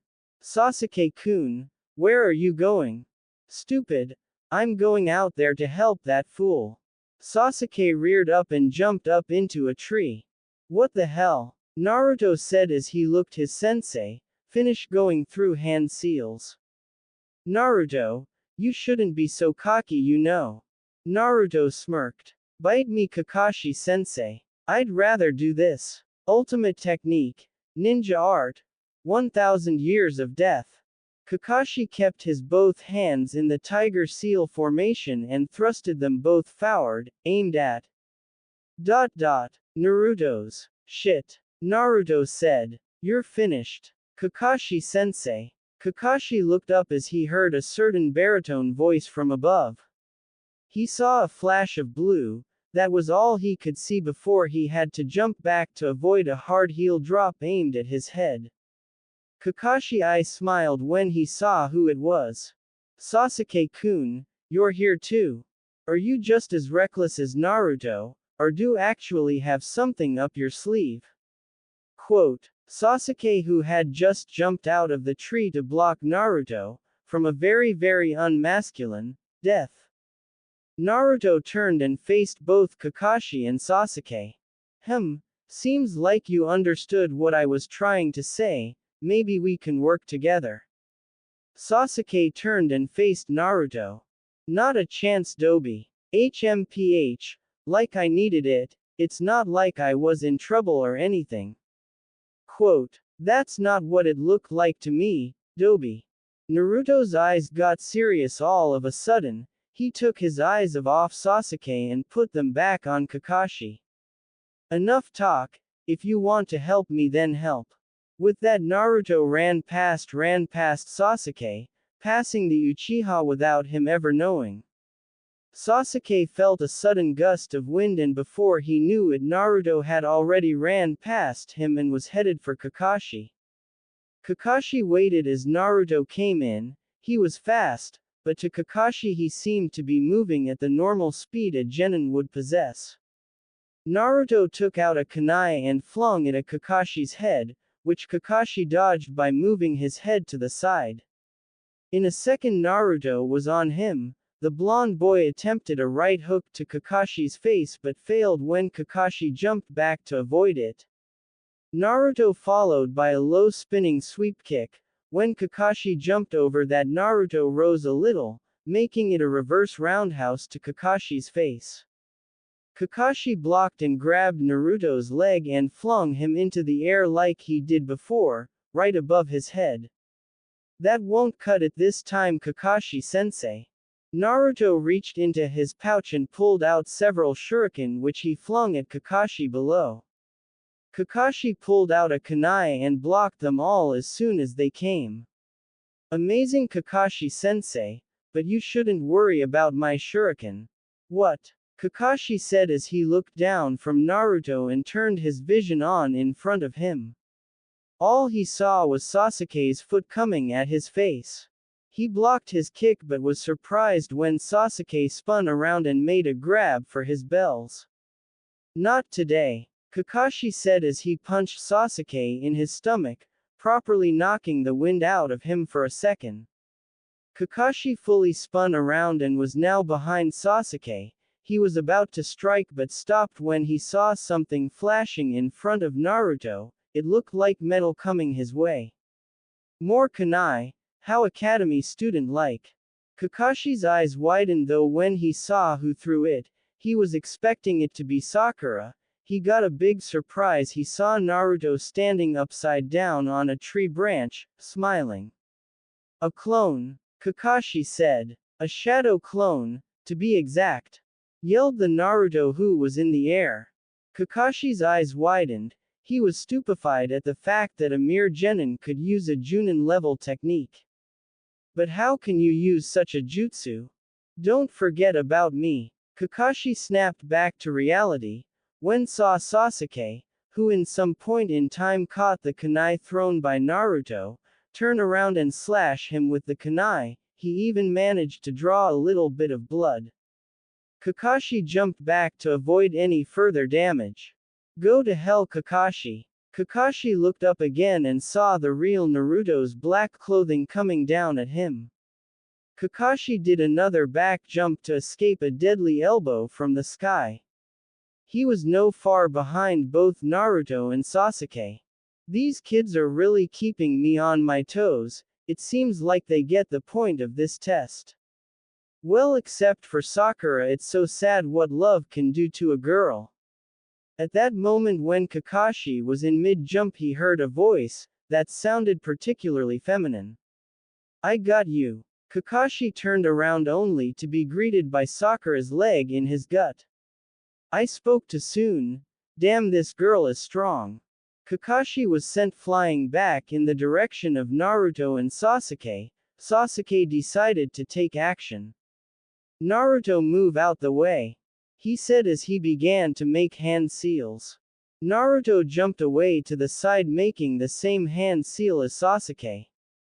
I wasn't expecting you, Sakura-chan, but thanks. Sakura just smiled and waved, but she looked slightly scared for some reason. Naruto, how do you? Don't ask, Naruto said as he cut Sasuke off. With that, they both turned their attention to Kakashi. They both breathed in, and their hand seals both ended with the tiger seal. And together they yelled, Kaden, Gokaku no Jutsu. Fire release. Great fireball technique. Crap, was all Kakashi could say before he was hit by two torrents of flames. The bigger flame was obviously Naruto's. The blast from the two jutsu colliding with each other scattered smoke and dust everywhere on the training grounds. Naruto, Sasuke and Sakura stayed in their positions as the dust cleared. The impact of the jutsu left a huge crater at the point of impact. Through the smoke they could see a faint outline of a body lying inside of the crater. We got him, Sakura yelled while jumping up and down. Her inner self was screaming, cha-cha. To no end inside her head. Sasuke just put his hands in his pockets and tried to act all cool. Whatever, he said with a nonchalant tone. Wait. Sasuke and Sakura both snapped their heads. We didn't get him. Look closely. Sasuke and Sakura looked carefully in the crater and their eyes widened when they saw nothing. Too bad, you missed. Jump. Naruto yelled as he followed his own command. It was too late for Sasuke and Sakura though, as a pair of hands sprouted out from beneath both of them and pulled them into ground, just up until their heads. Kakashi popped out of the ground underneath Naruto and came after Naruto in the air. You're not the only who can use clones, Naruto. Kakashi said as he punched Naruto in the stomach, followed by a double-fisted downward thrust to the ground. Naruto hit the ground, making several cracks in it. Naruto felt the piercing sensation the impact of hitting the ground left him with. It felt sharp and pulsing. He ignored the pain and still stood up. Come on Kakashi, let me show what clones are. Kage Bunshin no Jutsu. Two other Narutos appeared at the real Naruto's side. They both ran at Kakashi with that above genin speed. The Naruto on the right charged in first and jumped over Kakashi's head. The Naruto on the left came in with a hard roundhouse, which was blocked by Kakashi. Don't forget him, Naruto said as he pointed to the first clone in the air. I didn't forget you, Naruto. Kakashi said as a clone of Kakashi erupted from the ground behind him and gave the Naruto clone in the air a clean uppercut, making him poof out of existence. The Kakashi clone then landed on the real one's shoulders and thrusted off of him. He then hit the Naruto in clone in front of him with fast knee to the face, making him disappear as well. You see, Naruto, rushing into everything isn't the way to go. How about you think this over before come up with a plan first? Kakashi said as his clone disappeared. Naruto, I'm going to strike first now, it's the only time I will do this, so pay attention. Kakashi ran at Naruto, with amazing speed. He grabbed Naruto's by his collar and brought him up to eye level. What are you looking at, you creep? Kakashi continued to look at Naruto with his one-eyed gaze. Your eyes, they bring back memories. What the hell is that supposed to mean? How the hell could you have memories of me? I don't even know you that well. Quote, it's nothing, Naruto, just nothing. Naruto was confused at the fact that Kakashi was so engrossed in his eyes. He knew that his eyes were weird, but did they really attract people's attention that much? Both Naruto and Kakashi were broken from their thoughts when they heard a loud buzz. Time is up, you failed to get the bells. Naruto could hear the sad cries of Sakura coming from her location in the dirt. We failed, no no no. She said. Damn it. Sasuke said. Kakashi put Naruto down and walked away from him and over to Sasuke and Sakura. Yes, time's up, you all failed to get the bells from me in the time I gave you. Kakashi scratched the back of his head, sheepishly. Don't get sad over this though, honestly I didn't expect you guys to put up this much of a fight, I'm impressed.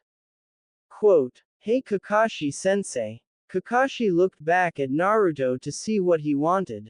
His eyes widened when he saw what Naruto held in his hand. When did you? Question mark quote. Naruto let out a loud chuckle, for what he held in his hands was what he was aiming for the whole time. Wow, Kakashi-sensei, that was harder than I thought. Getting these bells caused me to actually work with those two. He said, pointing at Sakura and Sasuke. What's that supposed to mean, Dobi? Nothing, Tem. Now get yourself out of the dirt, you look stupid, the both of you. Kakashi made a ram seal and the ground around Sakura and Sasuke widened and they both climbed out of their manoles. Kakashi sighed and put his hands in his pockets. Naruto had gotten him, he was fooled by a genin. He knew if word got out about this the other Junin wouldn't let him live this down. This was the first time a group of genin had passed his bell test. Kakashi was caught off guard and he had to accept it. Gee, good job, but tell me, when did you do it, Naruto? Naruto, who had taken to walking over to Kakashi and the rest of his team, stuck his index finger out. Right after Sakura kicked you and right before Sasuke and I hit you with our jutsu.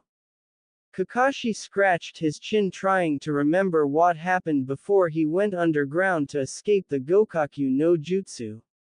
Explain. Kakashi said. Naruto waited until Sakura and Sasuke finished dusting themselves off and walked over to him and Kakashi before continuing. Remember that clone I had throw a kunai toward Sasuke? Kakashi nodded and smiled when he realized what Naruto had done. He started to laugh. What's so funny, Kakashi-sensei? What did Naruto do? Sakura asked. He rubbed the back of his head and turned to Sakura. I sent my clone to get them right before Kakashi dug underground. This guy over there. Naruto pointed to a tree and a clone of him jumped out. I told him to swipe the bells right after Kakashi got hit by you, Sakura-chan. Sakura honestly couldn't figure it out. She never saw a thing. All she saw was Kakashi go flying into the fire. Wow. I didn't see a thing. I never knew that Naruto was this strong. He actually seemed pretty cool when he was fighting with Sasuke, but no matter. Sasuke's my man. Okay, well, since Naruto got the bells from me, I guess you all pass. Let me ask you something though. Do any of you know the actual meaning of this test? Quote, teamwork. Naruto said. Wow, you guys really did know. Okay, then you all pass. Tomorrow we start our first mission. This test was an all-out success. Kakashi stuck up a big thumbs up to everyone. Now go and get something to eat. I know you're all hungry. Yay. Sasuke-kun, do you want to go get some ramen together? Sakura asked with a blush. No. Sasuke said immediately as he walked away, soon to be followed by Sakura. Naruto shook his head at Sakura's played-out attempt at getting a date with Sasuke. Just asking was never the way to go with a guy like Sasuke. Then again, he was Sasuke. Naruto, can you come with me for a second? I need to talk with you and the Hokage. Naruto turned to Kakashi. Whatever, Kakashi-sensei. Naruto and Kakashi both stood in front of the Sandaime Hokage. They were in his office and both Naruto and Sarutobi wore confused faces. Kakashi-sensei, why do I have to keep my eyes closed? This is really starting to piss me off. Now bear with it, Naruto. Honestly, Kakashi-san, I don't see the point to holding Naruto-kun's eyes closed. Quote, you'll see. Naruto, open your eyes. Naruto opened his eyes and rubbed them a couple times. Naruto looked at his surrogate grandfather. He raised his brow when he saw the expression on his face. Hey, Ojiazan, what's wrong with you? What's up with that face? Naruto looked at the aged man in confusion. What? Naruto, your eyes, they came back. Naruto zoomed in on this. The old man had said that his eyes had come back, meaning that he had seen them like this before. Naruto looked at Kakashi, then he looked back at Sandaime.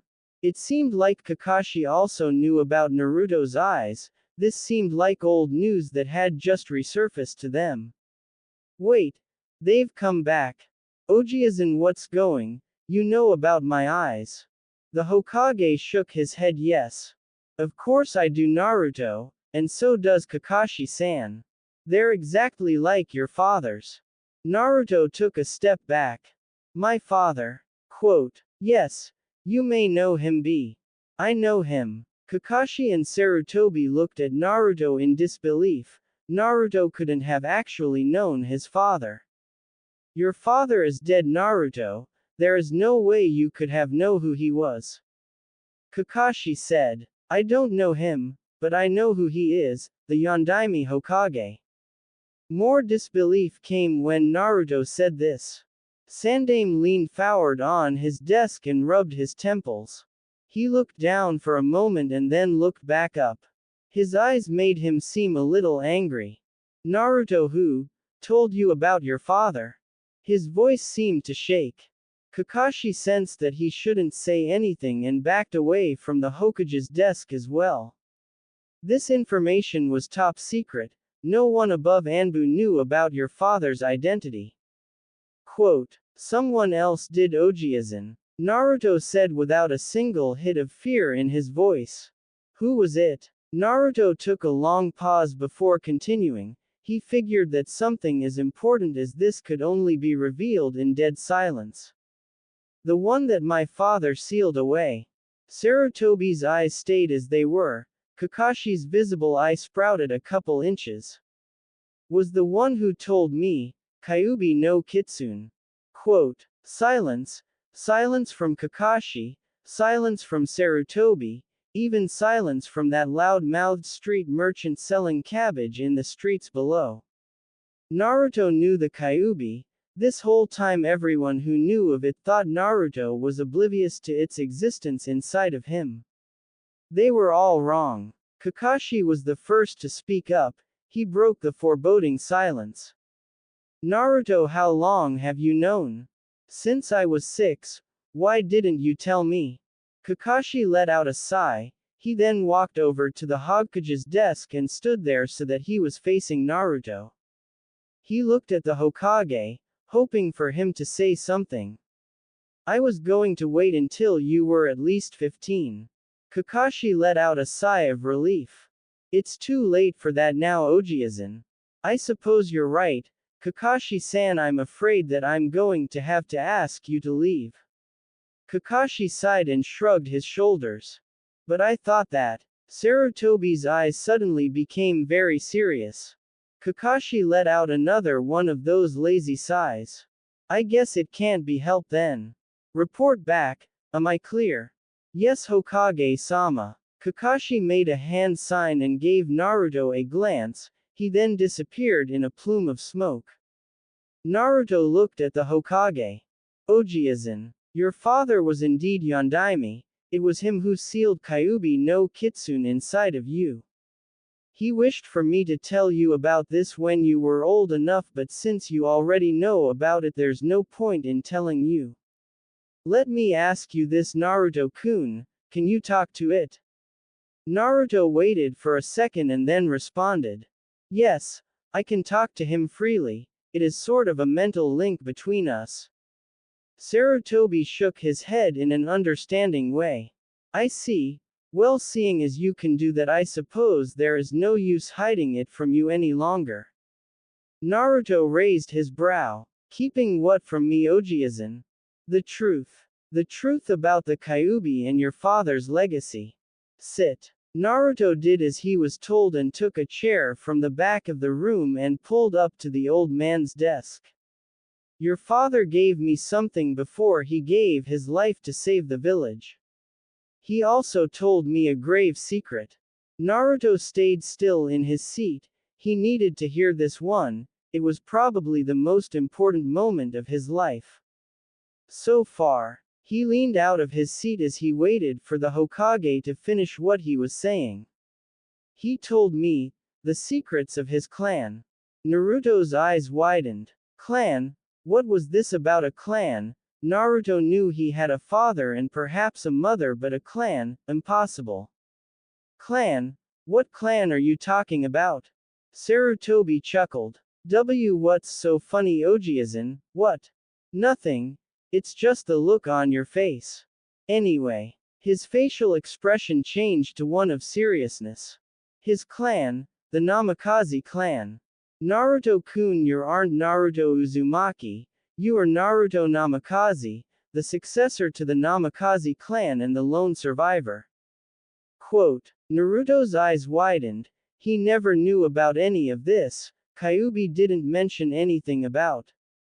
Maybe he didn't know. Naruto decided that it was not the time to contemplate on whether or not Kyuubi was hiding things from him. Ojiazan, what is it that he told you? Quote, Naruto-kun, your father told me of the one thing that lead to the end of your clan. He told me of the existence of his Keke Genkai, your eyes.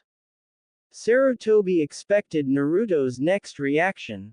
He knew how surprised the boy would be, and he was fully prepared to handle it. So my eyes are like this because. I have a Keke Genkai. Naruto put his head down. Naruto-kun, I know that it's a lot to Naruto-kun. He stopped when he heard a sound coming from Naruto.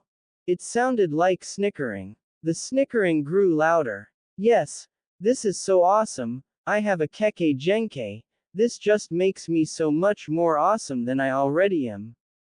So what's its name? Sarutobi just smiled at the boy's enthusiasm. This would have been a lot for most people to handle, but Naruto took it like it was gift of some sort.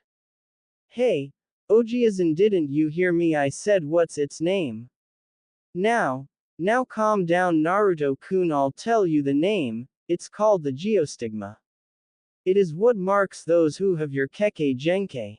Those eyes of yours are the Geostigma, the sacred mark of your clan's Keke Genkai existing within your body. However, the true name of your clan's Keke Genkai I do not know, you will have to find that out for yourself. Quote, this Geostigma, it's only a mark, so how I find out my Keke Genkai's true name? I don't know Naruto-kun, Minato only told me of the mark. Minato. Quote, it's your father's name, right? Naruto said. What was it that he gave you, Ojiazan? He gave me this. Sarutobi looked down and reached into his desk. He ruffled through a bunch of paper. Thurn made a hand sign.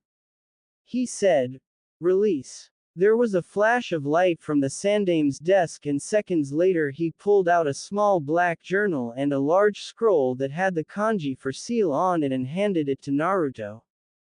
What's this, Ojiazan? Your father's last words are in that journal, Naruto-kun. It was something he told me that I should give you immediately after you found out about your Keke Genkai. I have no knowledge of what is inside of that book, however. Quote, and what about this scroll? Just the hell am I supposed to do with this? This scroll contains your family's jutsu and possibly the secret to your Keke Genkai. Minato told me that I shouldn't open it, or else I would be done for. He said that only one with the Geostigma and his genes may open this scroll and no one else. Quote, Naruto looked down at the scroll and journal in his hand. He always wanted to know more about his father, and this might be his only chance. Naruto-kun, it would be best for you if you were to hide this from everyone. Quote, you mean the scroll and journal? Not only that, but your true identity. No one should know that you are a Namikaze. Resume your current alias as Naruto Uzumaki. Quote, sure, I can do that. Naruto walked over to the window and opened it. He stood on the windowsill and looked back at the Hokage. Be well, Naruto-kun. Quote, see ya, Ojiazan. With that, Naruto jumped out of the window towards his house. He looked at the scroll and journal. The Geostigma, concentration. Concentration was the key. If he was going to do this, he needed nothing but pure concentration. Chakra to the eyes. Then it is completely cut off, leaving no traces of chakra ever being there, drained. His thoughts had to be closed off from anything outside what he was doing, and he needed no distractions, no way that would be the worst thing that could befall him at this very moment. Naruto sat on his bedroom floor in a cross-legged lotus position. His eyes were closed, his body was tense, and his mind was surrounded by metaphorical walls of concentration. Concentration, peace, solitude, order and control, these were the things that fueled him at this very moment. He hoped that no one who looked like a certain nine-tailed vermin would decide to speak out. Naruto sat in his boxers and black t-shirt in complete silence. His forehead had various wrinkles on it due to his current hard concentration. Come on close already, thought Naruto to himself. Why is this so hard? Naruto's breathing quickened in pace. All I have to do is pump chakra into my eyes, then immediately drain it from them. This should be a breeze for me. Naruto ruffled around in frustration from his seated position. Damn, why can't I do this? I'm exactly what my father told me to do in that journal. This is harder than it looks. Naruto went through the steps again in his head over and over. Force chakra into the eyes, then drain it from them, leaving not a trace. Naruto did exactly that and still could not get his Kekkei Genkai to activate.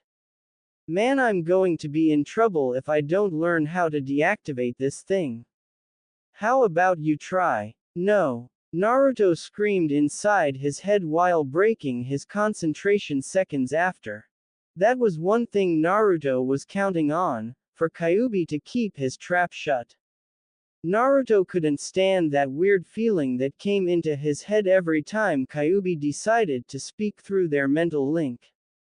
Kyuubi, I told not to say anything to me. You know I can't stand that weird feeling in my head, plus it broke my concentration, you know. Naruto's frustration grew even more untamed when he received no response from Kyuubi.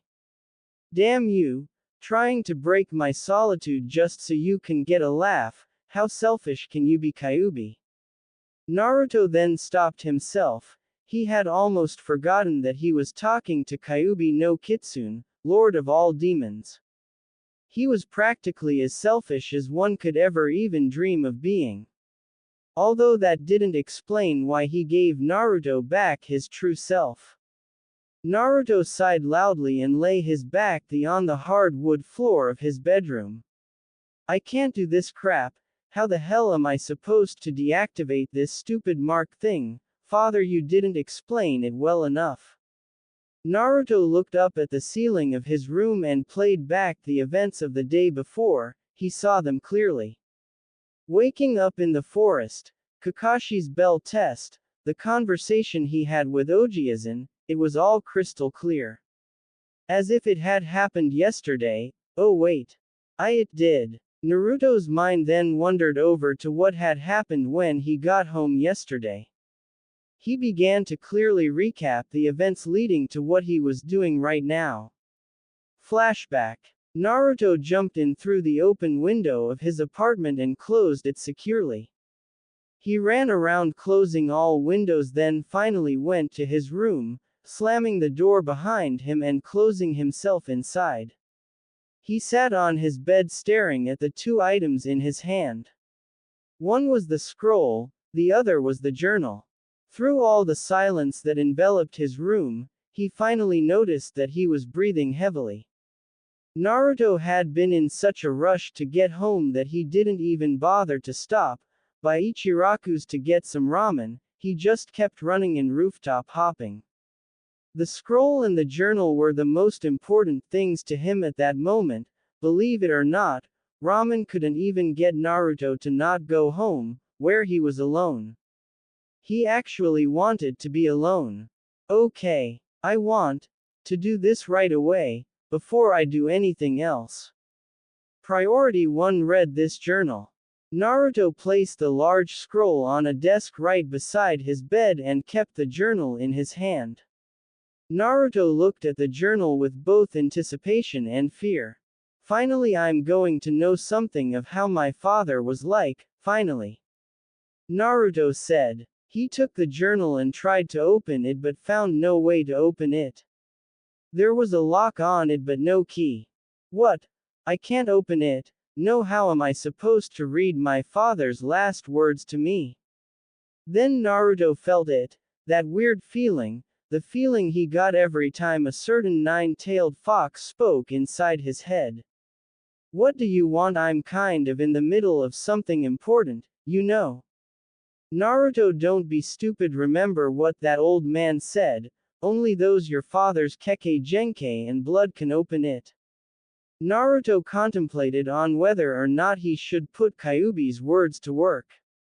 Giving it a try won't kill anybody, at least that's what Naruto hoped. That's right, what Ojiazan said, it might not apply only to the scroll. Naruto looked at the journal, then to his hand, then he looked back. Blood. Naruto bit his thumb, drawing blood, and smeared a little onto the lock of his father's journal. Naruto waited for a reaction, and in a few seconds the lock started to smoke, as if the insides were on fire. The smoke continued to lightly flow out of the lock until Naruto heard a loud click and the lock popped open, opening the journal itself and taking Naruto to the first page. Blood. It's powerful. He opened the book and began to read. It read, "To my son, Naruto, if you are reading this right now, I'm dead. You are probably old enough to understand what is going on right now, about the Kyuubi no Kitsune. You may not know what is going on or who is writing this, so I'll tell you my name. Minato Namikaze. Right now you are the last of our clan, the Namikaze clan. You are the rightful successor and head of the Namikaze clan.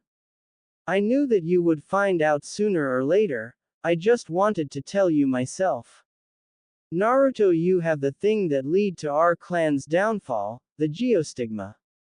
A sacred mark that resides within the eye of all Namakazes.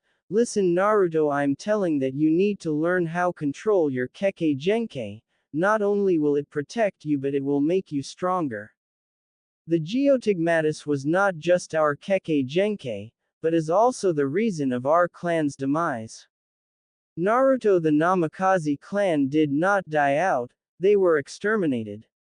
For 20 years our clan was hunted in secrecy by a group of ancient deities. Because the geostigma was such a powerful Kekkei Genkai, it was highly coveted among these collectors. They were called the Seiki, bill collectors, a group of extremely powerful and otherworldly collectors of all things powerful. They collected these things in hopes of gaining power themselves. Prepare yourself, my son. You are in grave danger. The Seiki will come for you. I'm not sure when, but I'm definitely sure that they will come in time. So I'm giving you this warning. Learn how to use your Kekkei Genkai and all will be well. Oh, and Naruto, I'm sorry about Kyuubi. I had no other choice, but to do it. The circumstances were very dire at the time. You don't have to believe me, but all I want you to know is that I love you, Naruto Namikaze. You remember that my hopes for you were that you be treated like a hero. Oh, and in order for you to open that scroll, you need to learn how to deactivate the geostigma. The key is to force chakra into the eyes, then instantly drain it from them, leaving no traces of chakra even being there. I'm leaving you in charge of rebuilding our clan. Remember, you are my son. Sincerely, your father, Minato Namikaze. Naruto sat at the edge of his bed. He looked toward the direction of the scroll, then looked back at the black book that was still open in his hands. Kyuubi, let me ask you something. Did you know about these Seiki things? If you do, tell me. Naruto felt that weird feeling he always got in the back of his head, but accepted it willingly. He needed to hear Kyuubi out. Anything he had was good enough. Well, I don't know a lot, but all I can tell you is that they have some sort of unbreakable connection with the Shinigami. The only time I got information about them was when I got it through rumors from other demons. So practically I can only tell you one thing. Is that enough? Kyuubi awaited for Naruto's response. Although he didn't care, he just didn't want to hear from the loud-mouthed brat. He had too many other things to do. Right now he could be sleeping or something. TCH, what kind of info is that, Kyuubi? That's all you got? Naruto laughed when he heard Kyuubi's low-pitched grumble inside his head.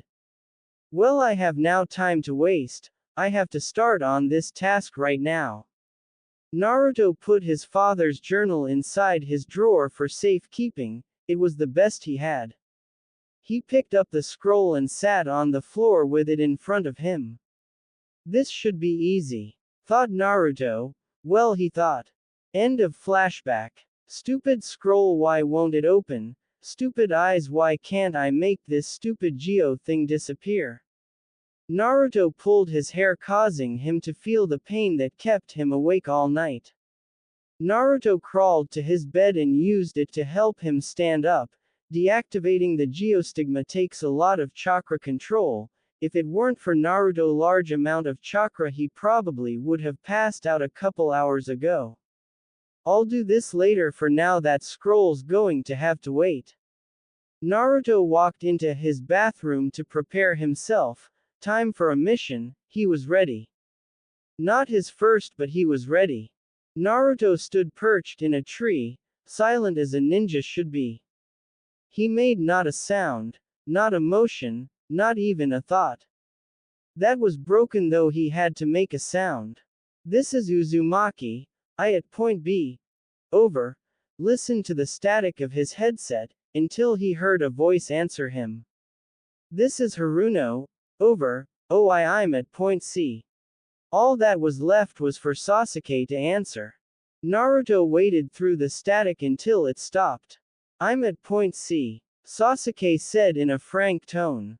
Kakashi, we're all in position, what should we do? Quote, as the target in sight. Kakashi answered back. Naruto responded with a short, yeah. Naruto kept his eyes on the target and awaited his sensei's response. He was ready for anything.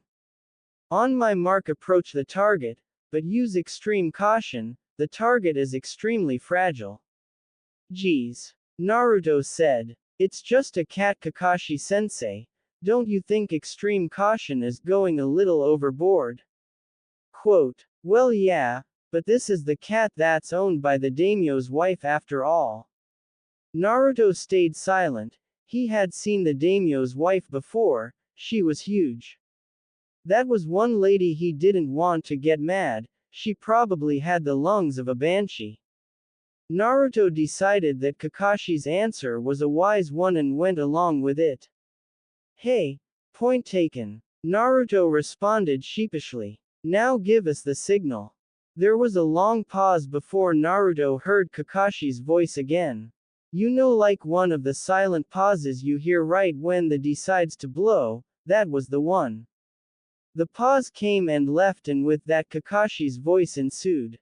Now, Naruto, Sakura and Sasuke jumped out of their respective hiding spots and quickly approached their fragile target. Sakura and Sasuke dived for the cat but failed when it jumped out of the way, resulting in them crashing heads.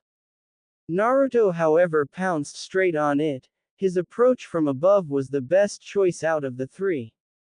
Naruto stood up holding the cat upside down by its hind legs. He sighed when he saw both Sasuke and Sakura rubbing their heads from the pain.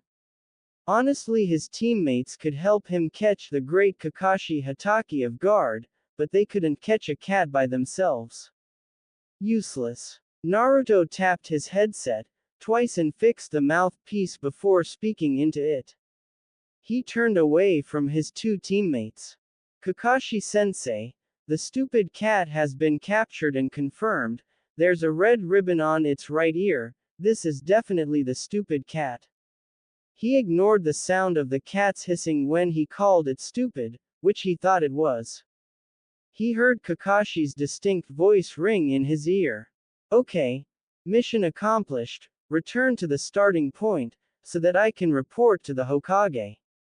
Naruto responded with a short, whatever. He turned around to Sasuke and Sakura. Get up, I know the head bang didn't hurt that badly so. Then Naruto stopped. Then he thought about it. Sakura's forehead must have weighed at least a good 20 pounds, poor unfortunate Sasuke. Never mind. Naruto then hopped into a tree and looked back at them. Catch up, he yelled. He then brought the cat he was holding to eye level. Next time you run away, you'd better be careful. I'll kill you next time. Naruto smiled in satisfaction when he heard the "see"